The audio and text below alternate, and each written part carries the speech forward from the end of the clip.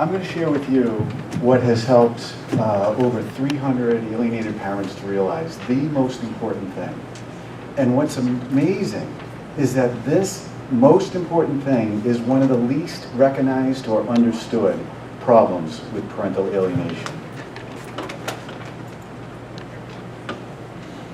So my son defaced a picture back in 2008 when my 3 children were alienated. That is his actual picture that he made of his stepfather, and then put his stepfather's name underneath the picture that formerly was made.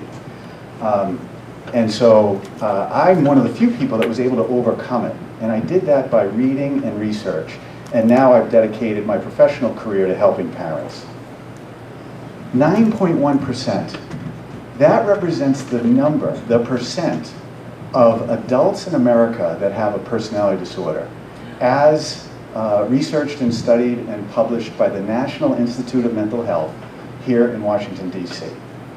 9.1%, 9 out of 100 people. That's a lot of people.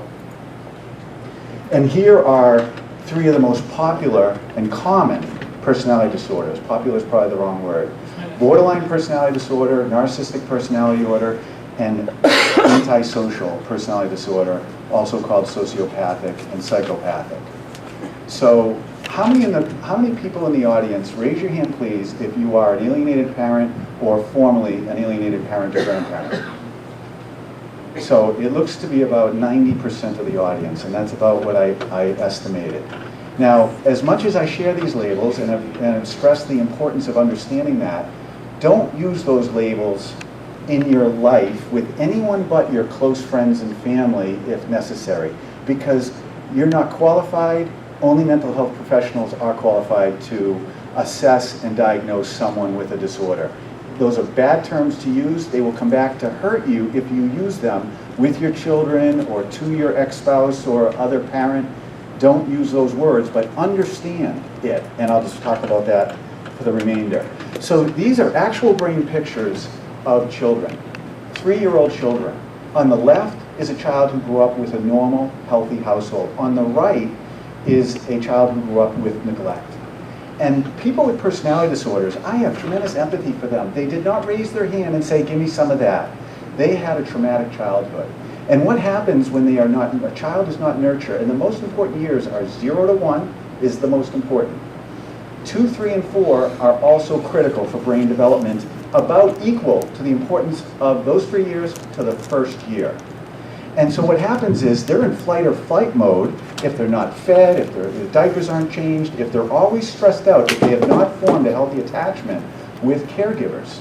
And so their brain is running on cortisol, is running too much. And having cortisol flooding your brain all the time, because you're in flight or flight mode, prevents cellular development in your brain.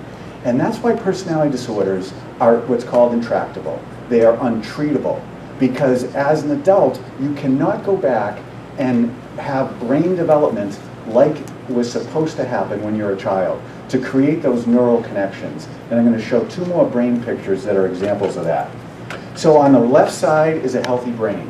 So these are MRI images of the brain. When it's operating and getting stimuli, you can see it lights up. On the right side, you can see areas that didn't light up. That's because this adult's brain was not developed as a child the way it should have. So it lacks the capacity and capability of processing. And that is the challenge that we face with nearly all alienators.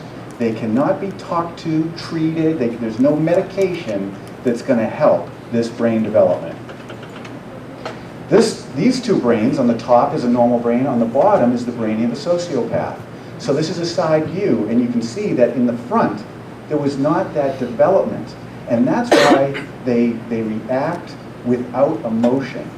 When you see them acting normally, and it's often called love bombing early in the relationship, unfortunately, people without this brain development, they learn how to act by watching other people. And they become great actors and actresses. And this, by the way, is gender neutral. Personality disorders are gender neutral. It happens to both genders equally. So I created this mathematical formula. It's a little hard to read, but on the left is their traumatic childhood. It equals a personality disorder. Then they marry someone at the same rate as non-personality disorder people. This has nothing to do with intellect, by the way. You know, they're smart, high functioning in society, but they lack these emotional skills. And so they marry, they have children, and then there's a trigger. So that's a picture of dominoes. The trigger could be a divorce, a separation, and then their true selves actually come out. And that's why you often, as I did, you hope, why can't they get back to how they used to be? This is how they were hiding how they are, okay? And that's what equals the alienating behaviors that you see and your children suffer from. So what I encourage you, is a lot of alienated parents stick their head in the sand. They can't comprehend that. That's why I have this dramatic picture. And so you can't ignore this. Once you understand, this is the key to unlocking the understanding of how you act and behave and help save your children. You need to have a thick skin like a rhino. You need to reduce your communications. Think of a highway that has the 2 yellow lines. That's parallel parenting. Co-parenting is when you say, oh, Mikey's struggling math, we've got to help him with that. That gets turned around into the other parent going to Mikey and saying, your father or your mother thinks you're stupid and terrible at math. They twist things. That's one of the reasons that you need to minimize the communication and parallel parent. But they need you. Your children need you. You need to be a hero, but this is a father. It's equal for mothers too. You need to be a hero to save your kids. I wish I could give you silver bullets. There's like 100, 200 silver bullets. They're all custom by family. What you need on the right is a flak jacket. You need to have a helmet because this is a battle. And you need to use judo because people with personality disorders make mistakes. You need to be there to flip those to use against them. On the right is the bully. They are bullies. And they don't fight using the Geneva Convention. Okay? You don't fight fire with fire, but you learn the right things to do and you act assertively to help your children.